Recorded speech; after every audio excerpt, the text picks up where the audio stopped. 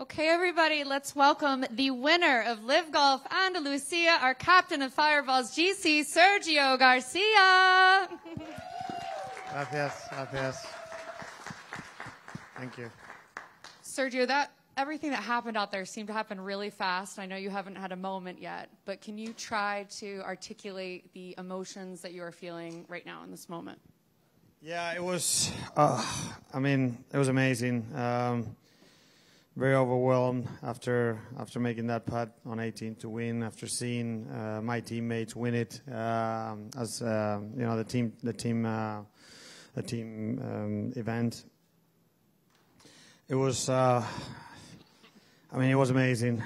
So much hard work, so many hours put in with my wife, with my dad, with Matt, my mental coach, with everyone, with Andrew, with obviously with Neil, my new caddy.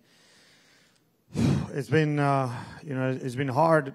It's been great. Don't get me wrong. It's been great, but it's been hard. Losing a couple of playoffs this year, being really close to qualifying for the British Open and trying to make it my 100th major. So just missing close, like 10 days ago. So it's been a roller coaster for sure. But I knew I was playing well. I love this place. I love these people, and so thankful to everyone for what we're able to achieve today. And I don't know, I might be wrong, but I think that if the soccer team wins tonight, it could be probably one of the biggest days in the history of Spanish sports. I would say. Alcaraz winning, us winning both individually and as a team, and then the national team winning the Euro Cup. It would be amazing to have all those four things happening the same day. It would be amazing. It almost felt like it was written in the stars, the script, how it all played out. You end up winning the individual, the Fireballs end up winning the team, and all the support that was out there from all of the Spanish people. Can you talk a little bit about the support that you felt out there, and if that kind of helped push you through? Yeah, I was for sure. I felt it. I feel it every time. I'm very lucky. I feel it every time wherever I go. But obviously, in my home turf, and here in Valderrama, where I've done so well, I always feel it, and that's one of the main reasons why I love playing here. Not only the difficulty and the beauty of the course, but the support that we get here, it's amazing. So I was so focused on what I was trying to achieve, not knowing if it was going to be good enough or not to get the win. But I was playing hard. I was playing really, really well, giving myself a lot of chances, and making some nice putts here and there. So obviously when I three putted the third hole, my 72nd, my 54th hole, I was still very happy about the way that everything went and how I felt throughout the day. But obviously, the other two playoffs come into mind, and you think, oh man, another second.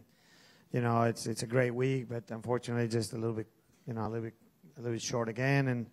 And then then all of a sudden you have another life, you have another chance, and then the team had another chance, and some of the finishes that they put on to be able to get into the playoff, and then obviously win the playoff. So it was just a dream come true kind of day. I was talking to some people. Obviously, I've been by your side as some of these playoffs have happened previously, and I was telling people that you have been the most gracious person, such an incredible show of sportsmanship throughout all of it.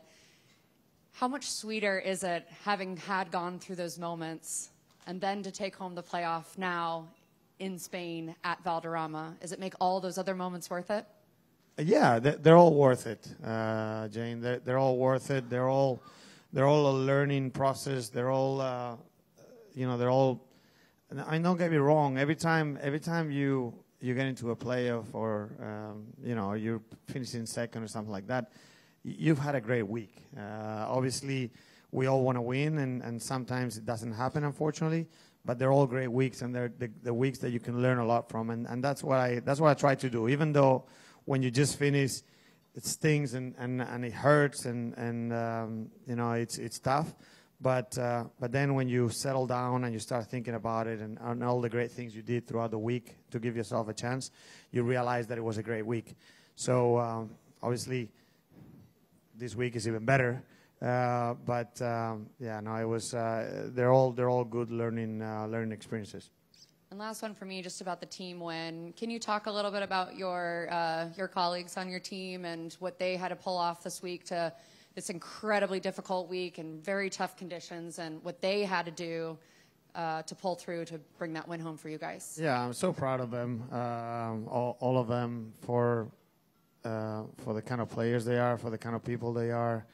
I know that obviously David had a really tough first day, and he was down, and we had a talk on Friday night, and I tried to help him as much as I can. He's just a wonderful human being, and and it was great to see him come back and play well again. And obviously Eugenio had a good solid week. Unfortunately, he didn't play as well as he would like today, but. And then Abraham, he fought hard. He always does, and it's it's great to get our first. I think it's our first win of the year after a couple of seconds. So it's nice to be able to do that and hopefully move a little closer into higher positions for the team championship in Dallas. Is Abe officially a Spaniard now? For sure. Even before the week was over, he was officially, we adopted him as a Spaniard. I even made him wear the Spanish colors, and we changed our outfits for this week. I wanted to do something special for this week here in Spain, wearing obviously Spanish colors on the weekend. But I thought, I can't do these to Abe the whole week, so I gave him Mexican colors on the first day with the green and white. So it was a fun week. Great. Sergio, where would you rank this victory in your career? The fact that it's your first on LIV, it's at Valderrama, but also ends a 5-year drought anywhere in the world, I believe. Where does this stack up in your career? Well, I mean, obviously.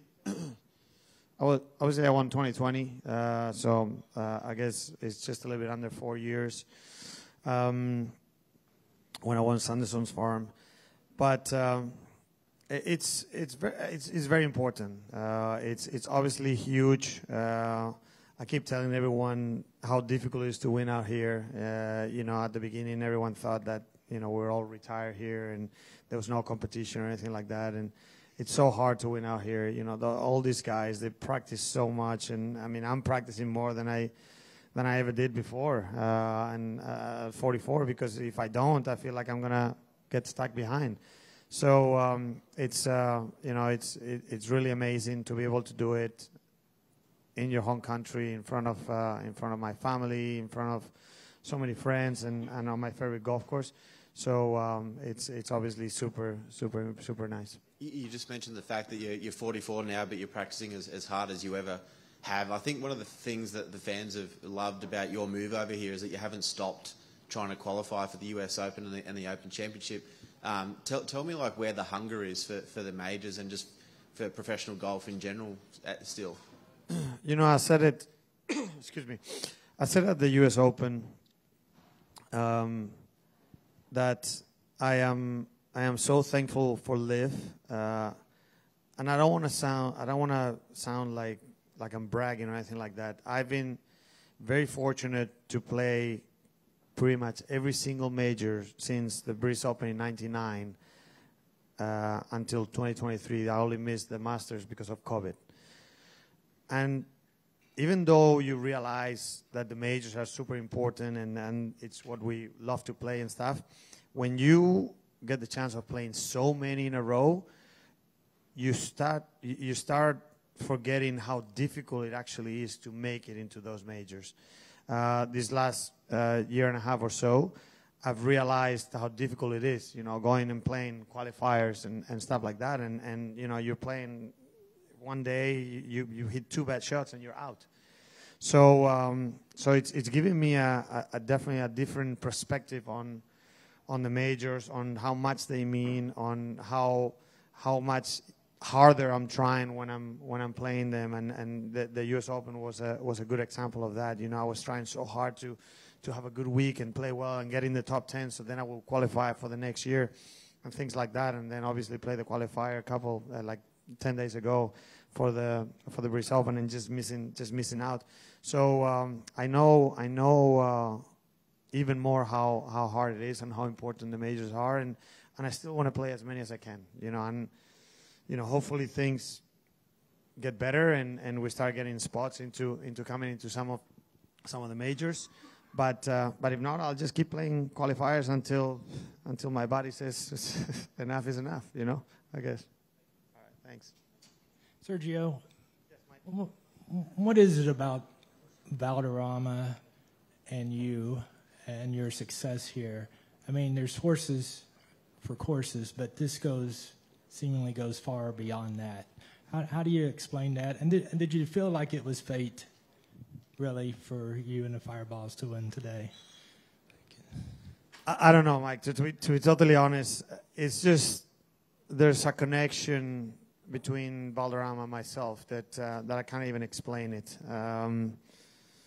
You know, as difficult as this golf course is, and as tricky and sometimes feels a little bit unfair as it might be sometimes, I just seem to have something with this course that it just first of all is my favorite course in the world. So obviously that helps me because I see everything a little bit better than some of the guys might see it. I would love to transfer this into Augusta because I see things a little bit differently there, and I hope that going forward I can see it, I can change my mind there and kind of start to enjoy it more when I go and play the Masters, and that's what I was talking about before.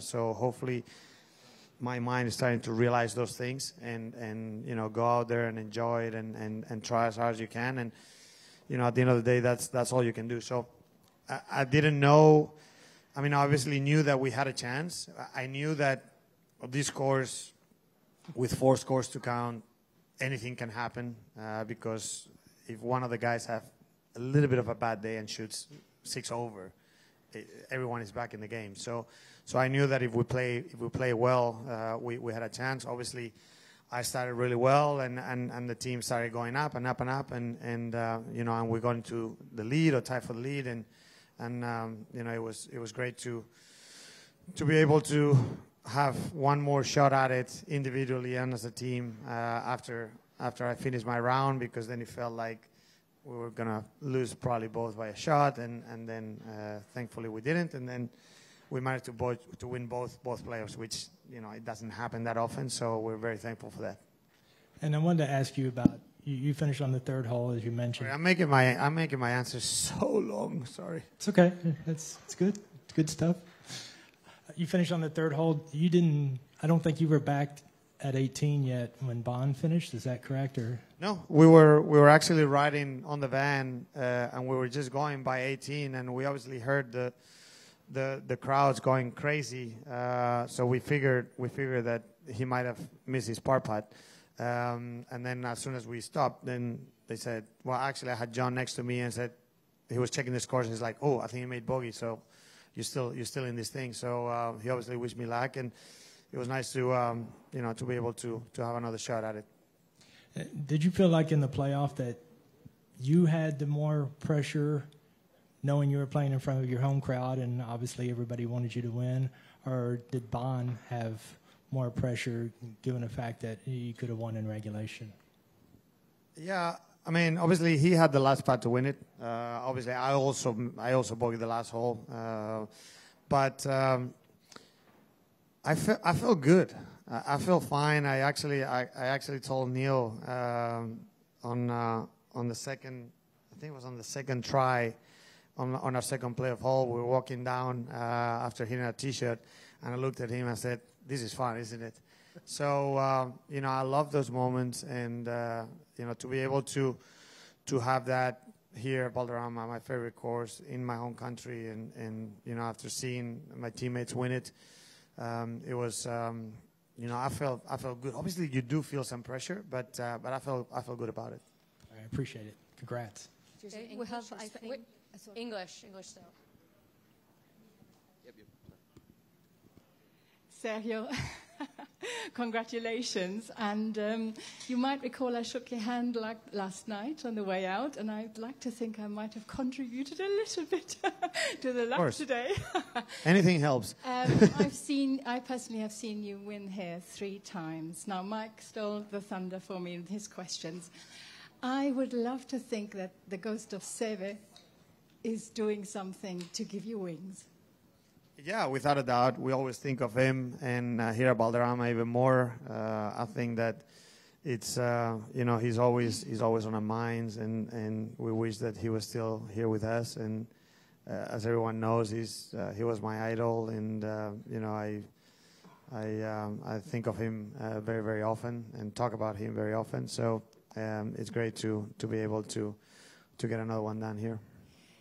Does someone like him, the inspiration that he provides, give you the drive, the bite, and the sheer guts to say, right, I'm taking this, I'm wanting it, I will not let go? Yeah, without a doubt. I mean, that and my team, my wife, the support that I get from her. I mean, I feel like she believes in me more than I believe in myself, and it's amazing to see that. It's always great to have those memories, and some of the memories that I had with Sevi, and some of the memories I've had here in Valderrama with my family and our kids, and it's just been amazing. So I'm so thankful that I'm able to keep doing things like this here. And very lastly, your best and your worst memory in all those years you played Valderrama? Well, I mean, thankfully I've had a lot of great memories. I think probably my worst memories is the year that I was struggling mentally with what was going on with me personally, and it was my worst tournament here at Valderrama. It probably is. I think it's the only non-top 10 I had here in Valderrama out of 15 or 16 tries. So that's probably the worst one, but so many good ones. Obviously, my first win here with Jaime Patiño, and how much it meant to him for me to win here. This one, it means a lot with Javier Reveriego and all the support I get here. So there've been a lot of amazing moments. Last call for English questions. English? You have one? Yeah. All right. Oh, sure. It's for our content. Okay. Sergio, quick one. On a historic day for Spain, potentially, obviously you're 3/4 of the way. Did that factor into your team talk last night when you're talking to the guys saying, look, we have a chance to make history here. Let's go out and do it. Because you guys weren't far back. Yeah. No, I mean, obviously, I think it was in our minds. We texted each other and wished each other good luck and just kind of help each other on. We knew what was at stake, obviously, but we could only control our thing, I guess, in a way.